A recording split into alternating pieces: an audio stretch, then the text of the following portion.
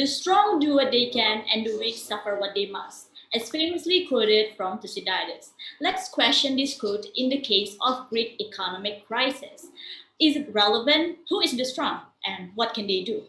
The strong one here is neoliberalism, manifested in the form of Troika, which consists of European Commission, the European Central Bank, and the IMF.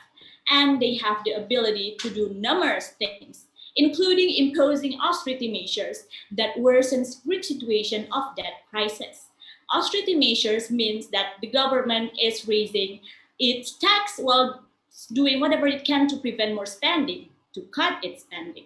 Now, let's take a look at this picture right beside me. Imagine you are just a regular working class person and you happen to be a Greek. Before 2009, you live a pretty good life. And suddenly, the crisis came and boom, you lost your job, you lost your health insurance, you believe the political government should change. So you and your neighbors went to the demonstrations that ended up being chaotic. But then, at the end, it did not get better. The economy of the nation actually became worse, a depression period, because of this thing called neoliberal hegemony.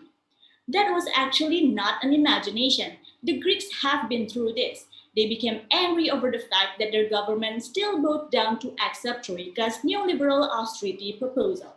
The Greeks knew the government had to change for the better, so they voted for the party of Syriza that kept campaigning, hey, we can help you fix this depressing economy. Sadly though, this party also ended up accepting neoliberal proposal for even bigger austerity measures. Now, why does it matter for us in Indonesia? This truly matters for any citizen of any state to understand that this sort of crisis and management can happen to us anytime. Living in this capitalistic world, it can be very hard to fight against systemic inequality rooted in the neoliberal idea that profits off of the working class. So, although the spirit for resistance against neoliberalism has increased, it could not challenge the bigger, strong actor here, which is neoliberal hegemony. And sadly, the Greeks suffered because they are deemed as weak when resisting this hegemony. The truth is, they must not suffer. The world must not suffer. Yet, unfortunately, the strength of neoliberalism can still do what they can do.